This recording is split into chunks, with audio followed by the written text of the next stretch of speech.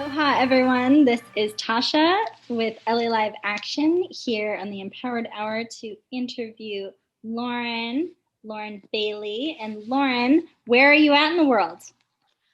We are in Covington, Kentucky, just outside Cincinnati, Ohio.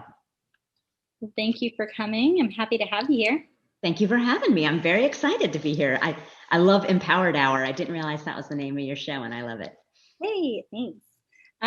So can you just share a little bit about your background so then people in the audience know, um, how you started Thrive, how that came to be? Sure, absolutely. I started Thrive Empowerment Center in 2020 with my best friend, Lindsay Ross. And Lindsay and I started out as martial arts training partners. We met at a little tiny dojo in Florence, Kentucky, like 6 years ago. And we come from very different backgrounds. Lindsay is a domestic violence survivor, and she's done a lot of work with children with complex trauma, in her career.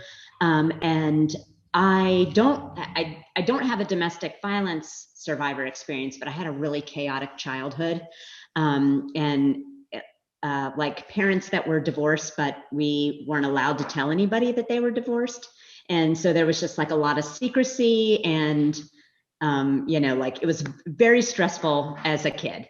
And I was responsible for my two little brothers at a super young age. And so I developed a lot of anxiety and an eating disorder, perhaps not surprisingly, but like didn't really ever think of anything. I didn't think of it as trauma. Like it was just something that I was, had a lot of like repressed rage over.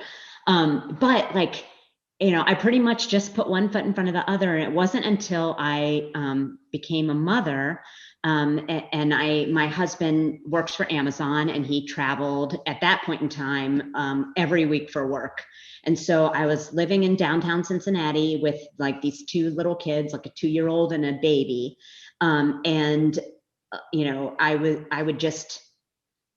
I had such low self-esteem at that point in my life that I thought, if something happens and these kids need me, I'm going to freeze. Like I'm too weak to protect them. And now like, this isn't just about me. I've got these babies depending on me.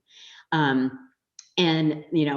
was a freelance. I spent 20 years in book publishing. And at that time in my life, I was a freelance editor, and I would stay up till like 2 or 3 o'clock in the morning so that I wouldn't have to go to sleep, just like so that I wouldn't have to be afraid. I'd stay up all night and work until I couldn't keep my eyes open anymore. And then finally I'd crash.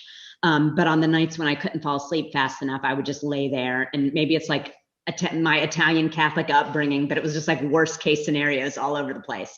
Okay. So I have a very clear memory of like laying in bed, being terrified that I could not protect my children, and just like sitting up in the darkness and saying, F this, I don't want to be afraid anymore. I'm going to find a women's self-defense class. Like I'm going to find something.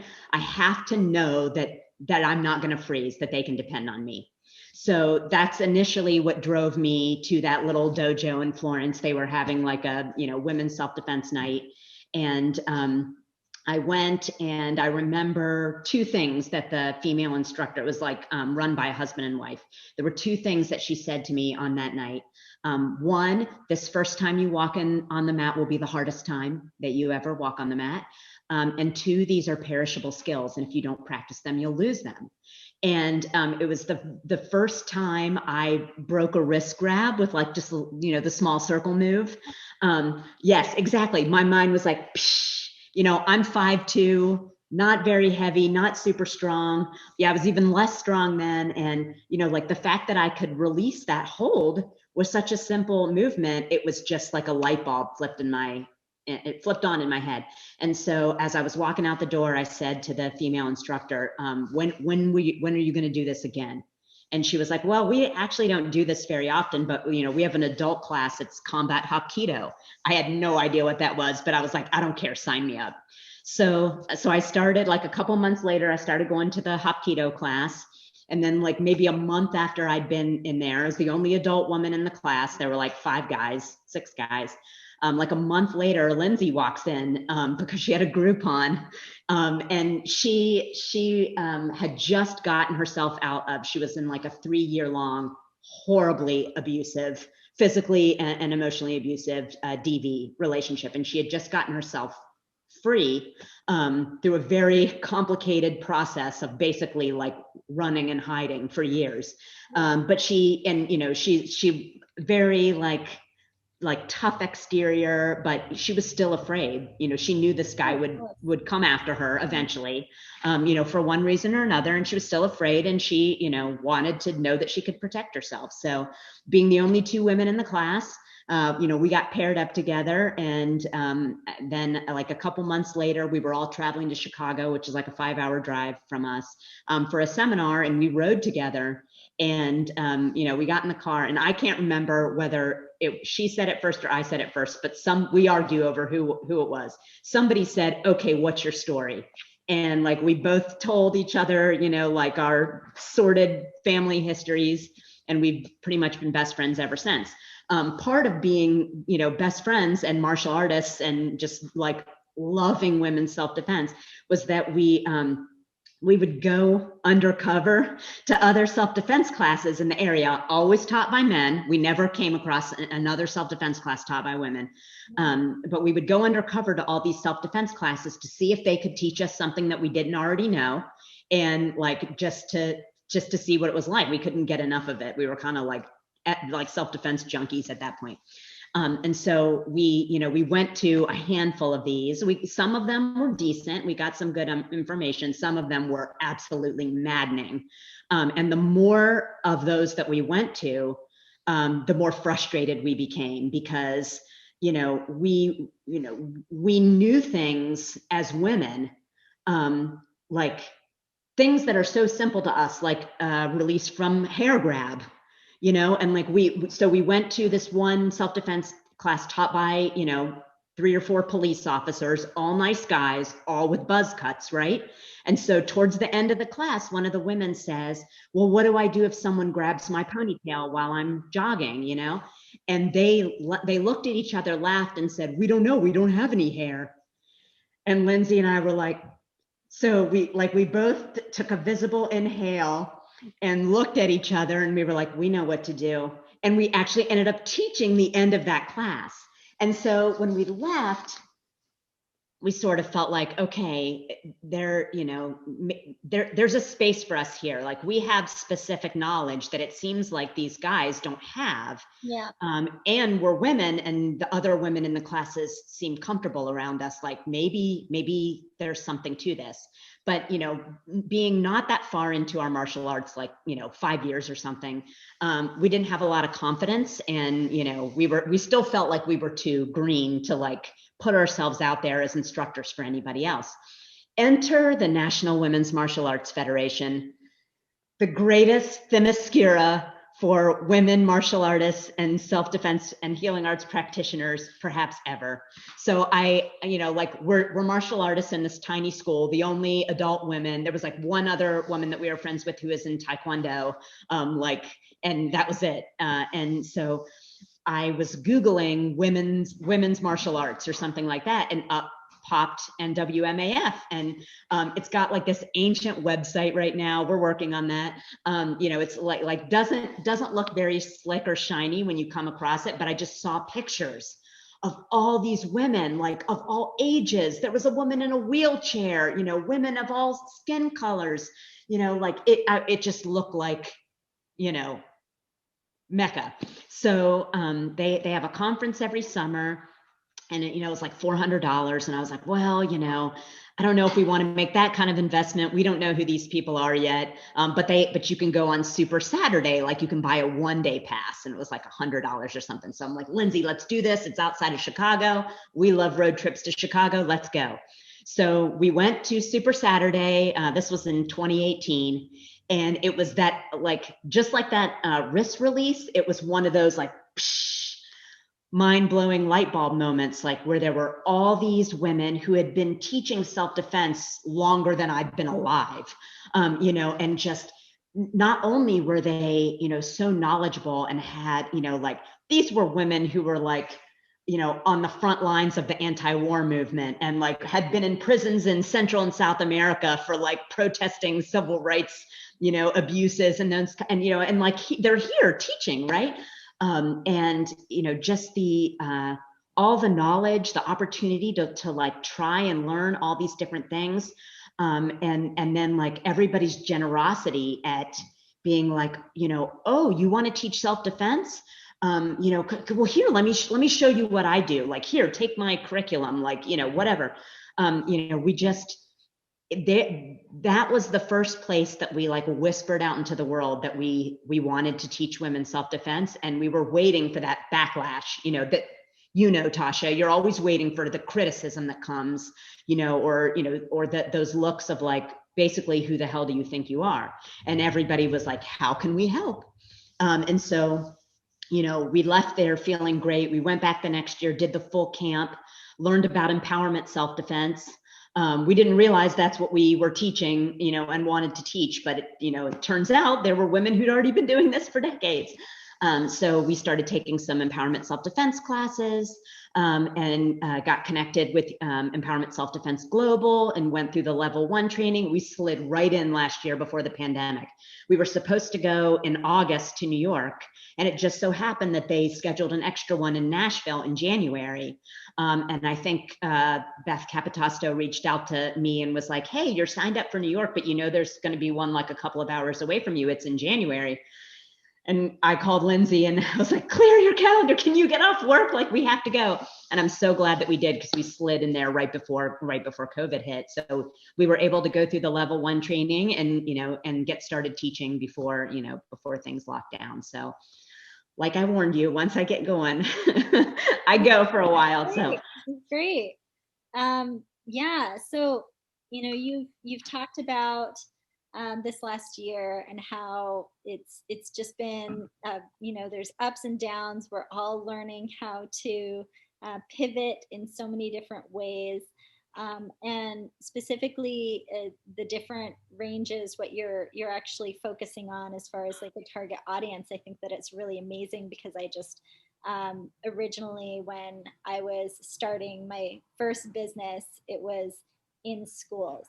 And I was brought into the schools because, the bullying was too high and teen pregnancy was too high at the middle school level. So it was like a thing.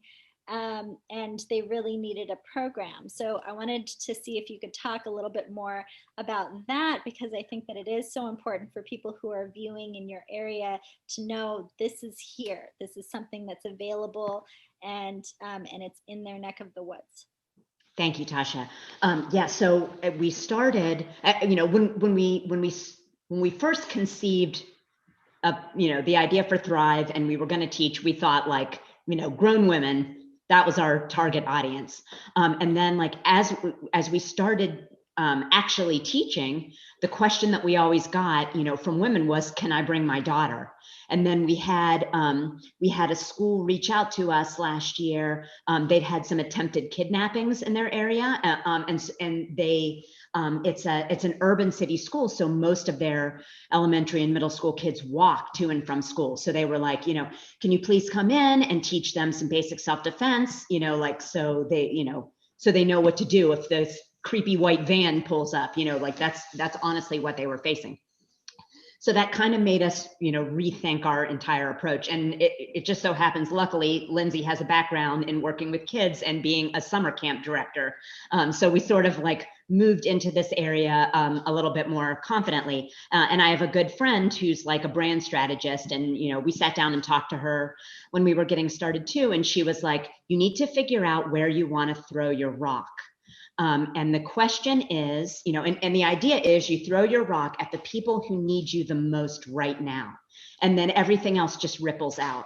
And so Lindsay and I sat back and we were like, who needs us the most right now?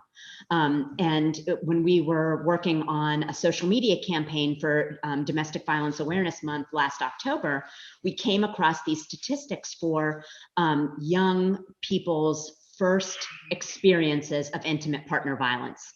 And Tasha and I talked about this prior to starting the recording, but when you think domestic violence, you usually think like old married ladies, right? But actually, the greatest, the group with the highest percentage for first IPV contact was 18 to 24, and the second one was 11 to 17.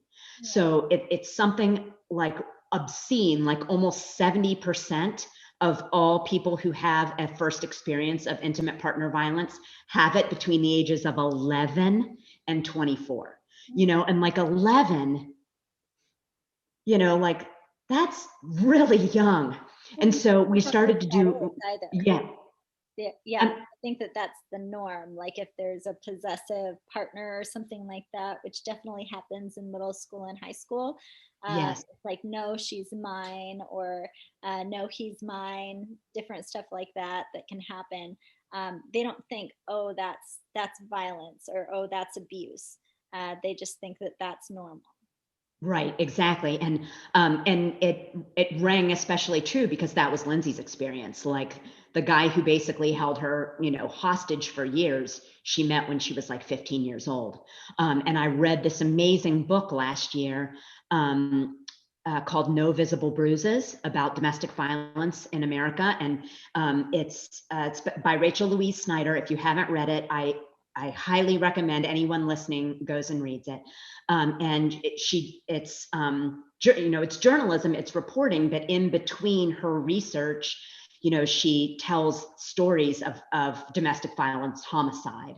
And one of the commonalities of a lot of these domestic violence cases that progress all the way to homicide is the relationship starts very young, like 13 to 17, and once that grooming behavior, kicks in, and, they, like you said, Tasha, that's, mine, you're mine, and think about, culturally, the things that are celebrated in like romantic comedies, those of us, with backgrounds in psychology or who have studied, self-defense, it's stalking, it's harassment, like it's grooming for domestic violence. So, these, young kids are seeing, 150 phone calls in a day, or text messaging me and wanting to know where I am at all times, or, telling me I'm not allowed to hang out with my friends. Like that's, that's Twilight, right? Mm-hmm. But in truth, like those are huge red flags, that can, lead down the path to, a very dangerous relationship. Yeah. So all that said, we decided that we really wanted to focus on high school and college women because they are in the trenches socially and emotionally, and they're also at this time of increased independence, whether that independence is, I'm driving on my own, I'm going out with groups of friends, co-ed groups of friends without parental supervision, or I've got my first job, or I'm living on my own in college. And so we've done a lot of research and have tailored our curriculum to focus on the like common scenarios that they encounter, and to really take a hard look at the not only like romantic and dating relationships, but also like the power dynamic between a young woman and her boss, or her coach, or her, pastor, or, yeah. Anyone who's higher up. Yeah. I think that's wonderful. I just love hearing that these, these services are available in so many different places. I remember when I was growing up, I really wished that I had had something like that. Me too. For me, I was so lucky because I went through a traditional rites of passage, being part Native American, mm-hmm. and I got to have this small group of women who were with me for a full year. And I just thought, I wish that there were other programs and services where I could just be surrounded by women, where I could have these female mentors who are helping me along the way, or giving me these different tools. Because like you said, with different books like Twilight or other stuff like that, I read those, and when I first read them, I was like, how romantic. And I look back and I'm like, oh my God. Yeah, I mean, that's our cultural conditioning. Yeah. It's how romantic until you take a closer look and then you're like, actually, that's a little creepy. Yeah, that's really scary. Wow. Um, so when it comes to this work, I mean, it's so interesting to me, just talking to all of these different instructors all over, and I love that. I feel like ESD is more of a template. Like here is, here's the structure, and now you have experience in doing this certain work. I'm just charging my computer because it's about ready to turn off, which would be horrible. No worries. It would make me so sad. Uh, but yeah, I love that it's a template, basically, so that you have these different martial arts styles, and you can take them and utilize them within this format. Um, when it comes to the work that you're doing, how do you partner with different organizations in the community so that they know that you have these services available? Our strategy has been to make friends with everyone that we can.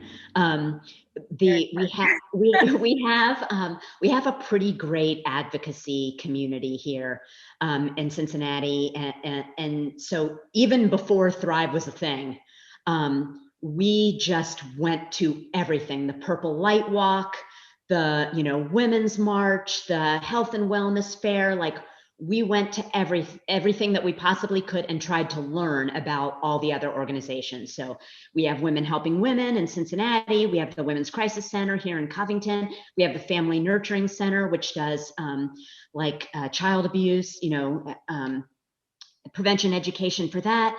And the YWCA hosts our domestic violence services and our shelters. So, we've supported them in their fundraisers.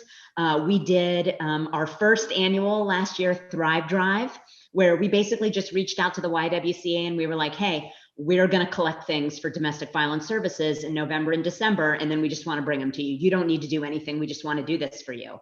And so, we just put the call out on social media and we were like, hey, collecting, here's their wish list. We asked them for their wish list. Here's their wish list.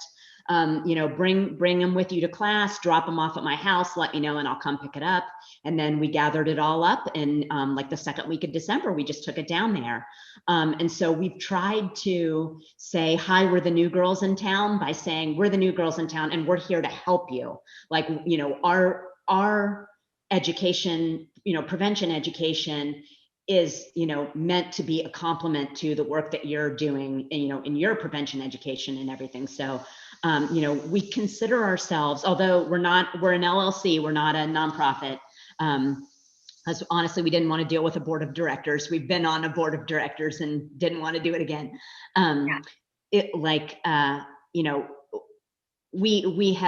We have tried to connect with all of the advocacy and activism nonprofits in this area, just to let them know that we're here and that we support them. And we try to do as many things, promote their products and services, donate to them when we can, use our platform to raise awareness for the things that they're doing.